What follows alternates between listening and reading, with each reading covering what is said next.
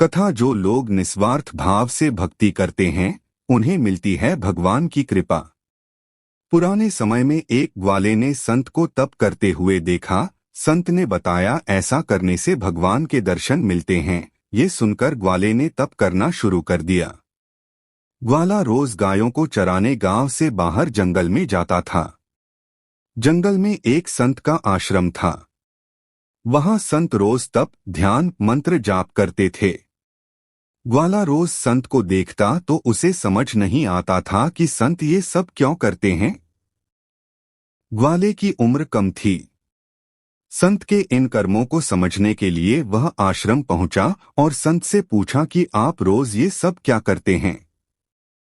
संत ने बताया कि मैं भगवान को पाने के लिए भक्ति करता हूं। रोज पूजा पाठ, तप, ध्यान और मंत्र जाप करने से भगवान के दर्शन हो सकते हैं।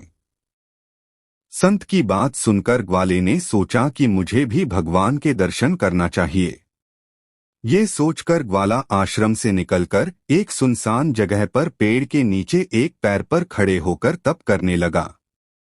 कुछ देर बाद उसने सांस लेना भी बंद कर दिया।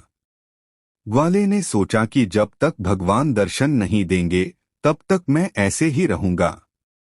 छोटे से भक्त की इतनी कठिन तपस्या से भगवान बहुत जल्दी प्रसन्न हो गए।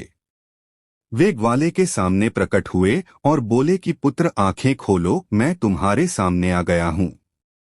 ग्वाले ने आंखें खोले बिना ही पूछा कि आप कौन हैं। भगवान बोले कि मैं वही ईश्वर हूं जिसके दर्शन के लिए तुम तप कर रहे हो। ये सुनकर ग्वाले ने आंखें खोल लीं, लेकिन उसने ईश्वर को कभी देखा नहीं था। वह सोचने लगा कि क्या ये ही वो भगवान हैं। सच जानने के लिए उसने भगवान को एक पेड़ के साथ रस्सी से बांध दिया। भगवान भी भक्त के हाथों बंध गए। ग्वाला तुरंत दौड़कर उस संत के आश्रम में पहुंच गया और पूरी बात बता दी। संत ये सब सुनकर हैरान थे। वे भी तुरंत ही ग्वाले के साथ उस जगह पर पहुंच गए। संत उस पेड़ के पास पहुंचे तो वहां कोई दिखाई नहीं दिया। भगवान सिर्फ ग्वाले को दिखाई दे रहे थे। संत ने बताया कि मुझे तो यहाँ कोई भी दिखाई नहीं दे रहा है। तो ग्वाले ने भगवान से इसकी वजह पूछी। भगवान ने कहा कि मैं उन्हीं इंसानों को दर्शन देता हूँ जो निस्वार्थ भाव से मेरी भक्ति करते हैं। जिन लोगों के मन में कपट, स्वार्थ, लालच होता है उन्हें मैं दिखाई नहीं देता।